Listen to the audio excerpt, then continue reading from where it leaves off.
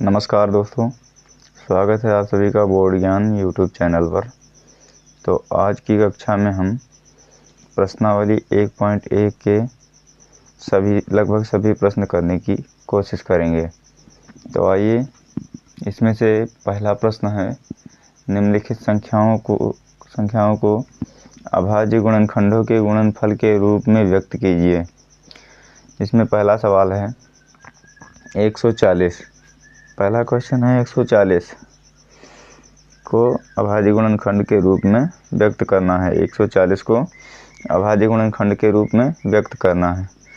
तो हमने पिछली कक्षा में आपको अभाज्य संख्या क्या होती है और इसको अभाज्य गुणनखंड के रूप में कैसे लिखते हैं ये आपको बता चुके हैं।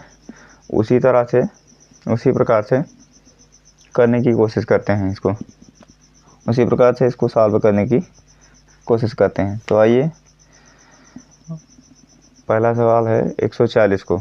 उससे पहले मैं आपको किताब में भी दिखा दूं कि यही सवाल है। देखिए, प्रश्नावली 1.1 निम्नलिखित संख्याओं को अभाज्य गुणनखंडों के गुणनफल के रूप में व्यक्त कीजिए। पहला सवाल 140, दूसरा 156, तीसरा 3825 और चौथा 5005 और पांचवा क्वेश्चन आपका लास्ट क्वेश्चन है 7429। और ये पहला प्रश्न स्टार्ट करते हैं। पहला प्रश्न है 140। तो इसको अभाज्य गुणनखंड के रूप में व्यक्त करते हैं। तो 140 को अभाज्य गुणनखंड के रूप में व्यक्त करने के लिए पहले इसको अभाज्य संख्याओं से इसमें भाग लगाते हैं। तो सबसे छोटी अभाज्य संख्या मैंने आपको क्या बताया था कि वो 2 होती है, और पीछे अगर ये शून्य लगा हुआ है 140 के, तो ये सम संख्या है, तो ये सम संख्या से ही कटेगी। तो 2 से जब इसमें भाग लगाएंगे तो भागफल आएगा 70। तो उसको नीचे लिख देते हैं। फिर अभी भी ये सम संख्या ही है, तो इसमें फिर से 2 से भाग लगाते हैं। अब की बार भाग करोगे तो ये आएगा 35 दूना 70। फिर दोबारा जब भाग लगाएंगे तो अब की बार ये पीछे 5 आ गया है, तो ये एक विषम संख्या है। तो ये या तो 3 से कटेगा या फिर 5 से कटेगा। तो 3 से जब चेक करोगे तो 3 से नहीं कटेगा। काट के इच्छा हो देख लो, चेक कर लिया करना। अगर नहीं आता है आपको, बिल्कुल कमज़ोर हो तो फिर इसे चेक कर लिया करना कि कैसे कैसे करता है। 3 एकम 3, 5 को उतारिए, 3 एकम 3, 2 से फल बच जाएगा, नहीं कटेगा। फिर देखते हैं 5 से काटो तो 5 सत्ते 35, 7 बारी में कट जाएगा, 7 बार में कट जाएगा। फिर अब लास्ट संख्या बची है 7। तो अब इसको डायरेक्ट 7 से काट दो, क्योंकि ये एक अभाज्य संख्या है, किसी और संख्या से कटेगी नहीं, इसलिए इसको 7 से काट देते हैं। 7 से काटोगे तो 7 एकम 7। तो पहले सवाल का आंसर होगा 140 का गुणनखंड। 140 के गुणनखंड को गुणनफल के रूप में व्यक्त करने के लिए लिखेंगे हम, जो आया है उसी को उतार देते हैं। 2 गुणे 2 गुणे 5 गुणे 7। यही है आपका अभाज्य गुणनखंड।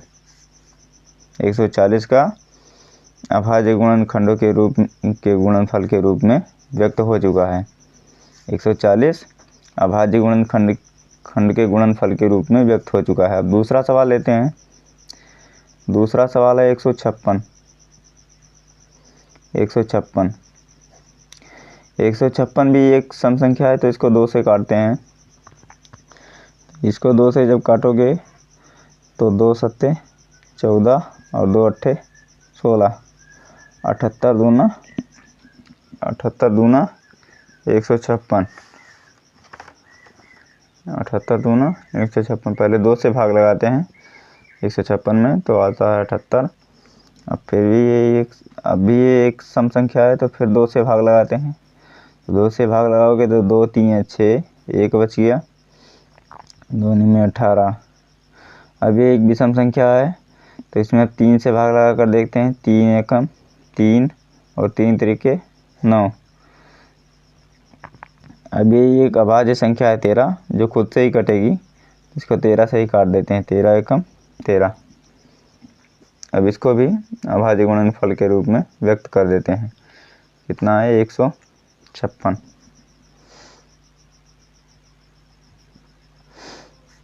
2 गुणे 2 गुणे 3 गुणे 13। अगला सवाल को यहाँ पर देखते हैं।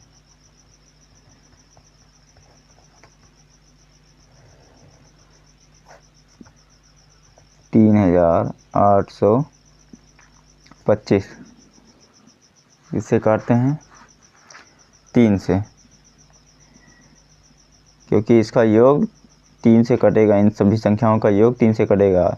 3 और 8 11, 11 2 13, 13 और 5 18। 3 से कटेगा। 3 के पहाड़े में 18 आता है तो कटेगा। तो 3 एकम 3, 3 दूनी 6 और 3 सत्ते 21 और 3 बचे 15।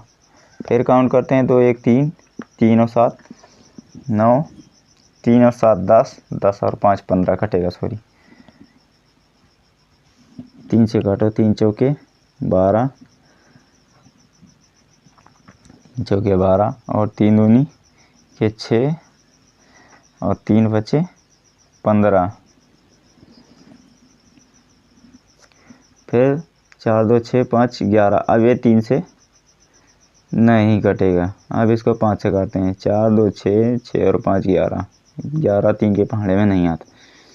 5 से काटते हैं। 5 से काटते हैं तो जब 5 से डिवाइड करोगे इसको, जब 5 से डिवाइड करोगे इसको, तो 5 5 अट्ठे 5 अट्ठे 40 बच गया 2 और बचा हम 25।